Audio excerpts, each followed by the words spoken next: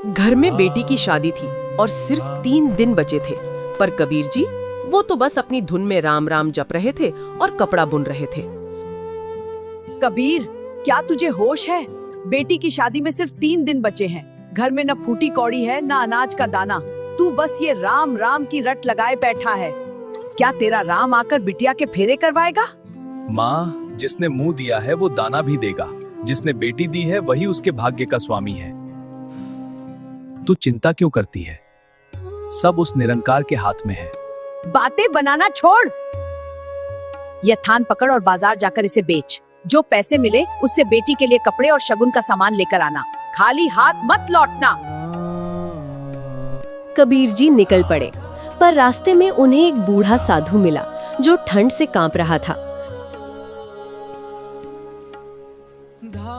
बेटा, बड़ी ठंड है, शरीर ढकने को चिथड़ा तक नहीं है। क्या तेरे पास इस फकीर के लिए कुछ है? घर में बेटी की शादी है, इतना कीमती कपड़ा, पर यह साधु साक्षात नारायण का रूप लग रहा है। कबीर जी का दिल पिघल गया। उन्होंने बिना सोचे वो पूरा थान उस फकीर को दान कर दिया। खुश रहो बेटा, यह तो बहुत ज्यादा है। बाबा, सब राम का है, इसे लीजिए। धन्यवाद, आपका भला हो। अब उनके पास न कपड़ा था न पैसे। घर जाने की हिम्मत नहीं हुई तो गंगा किनारे बैठकर भजन करने 3 दिन लगे। में बेटी की शादी है, चलो राम जाने। घर में बैठे कबीर की माँ सोच रही थी, अब तक कबीर नहीं आया है। बेटी की शादी बस 3 दिन बचे हैं। असली चमत्कार तो अब होना था।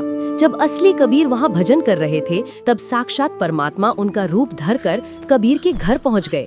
हाँ, देखो मैं क्या लाया हूँ।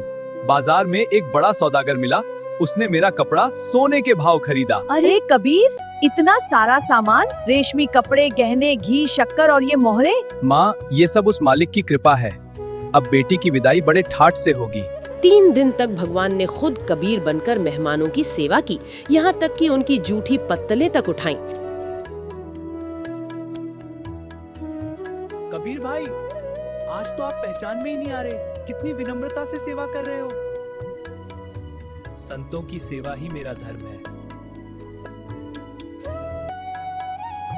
जब शादी धूमधाम से निपट गई और असली कबीर डरते डरते घर पहुँचे तो माँ बोली, अरे कबीर, तू अभी तो यहाँ काम कर रहा था, फिर बाहर से कैसे आ रहा है?